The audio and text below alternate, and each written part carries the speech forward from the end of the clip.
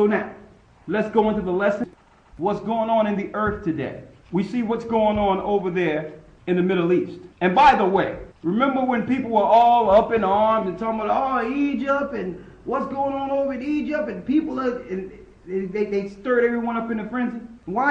Somebody tell me why Egypt is not in the news right now. It was the end of the world at one point for Egypt. Everybody was talking about Egypt. You know, I think there's people even making videos out there talking about, yeah, he got them people to go over to Egypt. I ain't get nobody to go I ain't make nobody go nowhere. That's number one. Okay?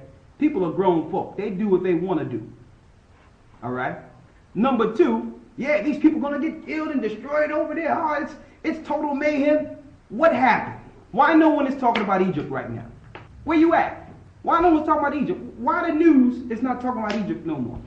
Have anything changed in Egypt? What changed? The people are still poor. After the so-called revolution, their stock market almost crashed, and their dollar or their pound is worth less now. A lot of their institutions that used to be able to go to were burned down during that period, so their life is not better. So what changed? You know what changed? What changed was it wasn't about the people from the beginning. What changed is they got Mubarak out.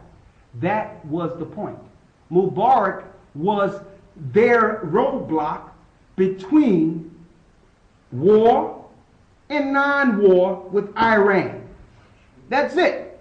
And the controlling of the Suez Canal. This had nothing to do with revolutions of a people. See, we have to understand what's going on here.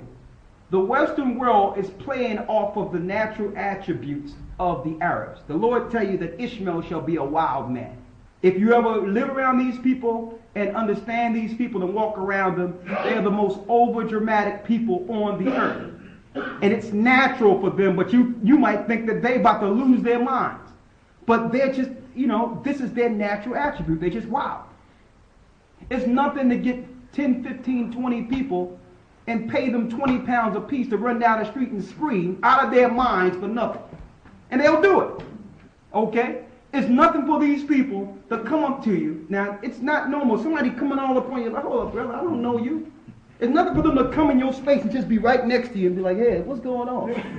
What's your name? This is how they operate. So the Western world, it looks crazy to us how they stage things. But it's nothing to go into the Middle East and go into Egypt and go to certain parts and see 20, 30 Egyptians just running down the street, just hollering for no reason and screaming, but they're having fun.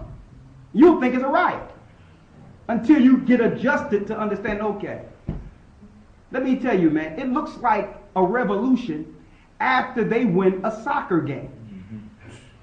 After they win a football game, it looks like a revolution. So when it was happening, I'm telling people, listen, man, the people are fine. I'm talking to the people in Egypt. They're fine. You know what I mean?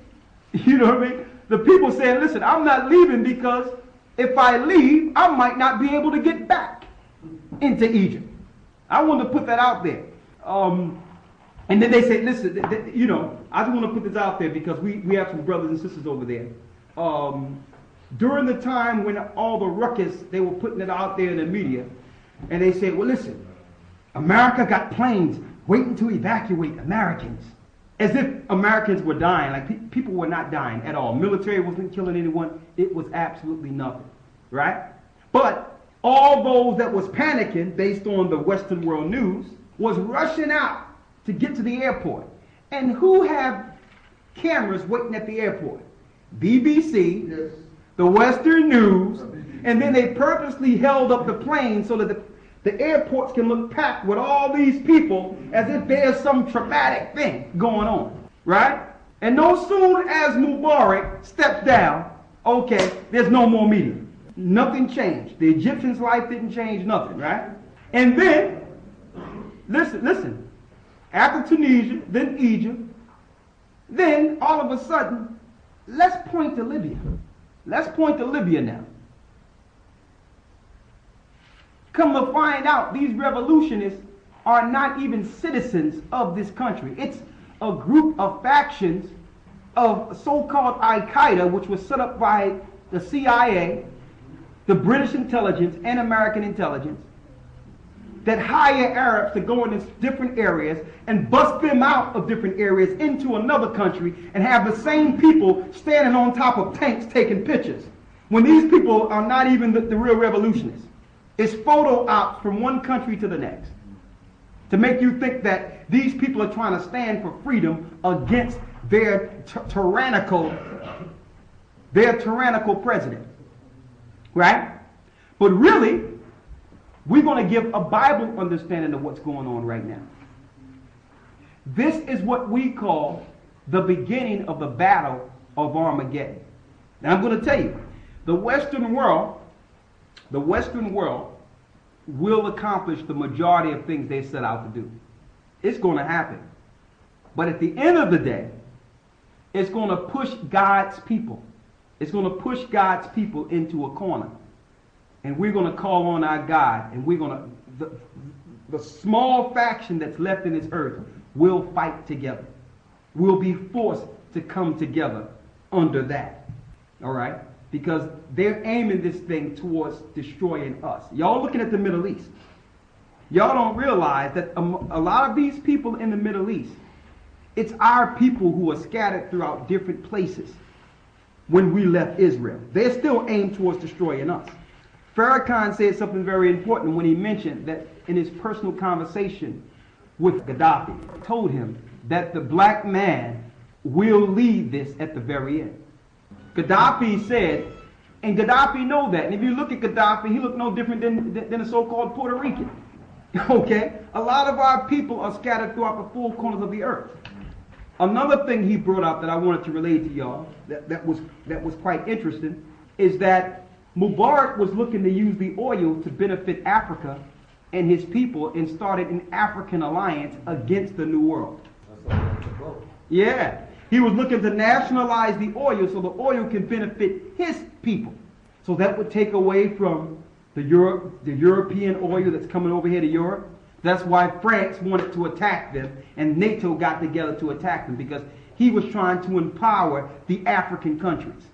The Western world is looking to empower tyrants and set up coups and civil wars in Africa so that they can take the resources out of Africa. Well, it's the same thing that they did before. Same thing. It's divide and conquer. Talking about they're there to try to take out this tyrant and this dictator. Hold up. You know, and Farrakhan said, he says, listen, when is it that America didn't like dictators? When is it that the Western world loved dictators? They set up their own dictators for their special interests. So I'm putting this out there. Do not believe anything you see on BBC or anything you see on the news concerning these wars. If you want to know what's going on, you can go into this Bible. It'll tell you exactly how these wars are going to end. The Western world will accomplish the majority of things they want to accomplish. But at the end of the day, when they finally pull Iran into this war, because I'm telling you now, I've been saying this for about 7 years on end. Listen, all these little things, don't even worry about that. Life will be normal up until they deal with Iran. A lot of things is going to happen. But keep your eye on, let me tell you, a lot of you don't understand, and I said it before, how deep and how powerful Iran is on this earth. I'm telling you. And Iran do not have an army spread throughout the four corners of the earth. Okay? All over the place, fragmented and separated. Iran's military is easily 5 million strong, waiting. 5 million strong in total defense of their country. And that's not even counting the outside powers and connections they have throughout the earth. So I'm going to show you, according to the Bible, what's going to happen. These little revolutions, they are setting up, this is nothing. This is just about control of petrol, control of oil. This is what this is. All right? It have nothing to do with releasing people and giving people democracy and giving people freedom. When have the Western world ever cared about you having freedom and liberty? You think they care about Arabs? How can you say that I'm down and I want to free the Libyans and I want to free the people of the Arab world, and you just killed like 2-3 million Iraqis? Okay, so you're not for Arabs, okay? And you continue to kill people in Afghanistan, but you want to liberate the people in Libya. And then you have Israel, who's just slaughtering and killing all these Arabs in Gaza, but no one is trying to take them out of position to do what they're doing in Gaza. It's about the oil, man. Libya have the finest and the most oil on the African continent. The petrol, that's what it's about, the oil. And in Iraq, it's all American contractors that do the oil, no Halliburton. Absolutely, that's what it is. So it have nothing to do with it, but it's going to turn on their head. Why?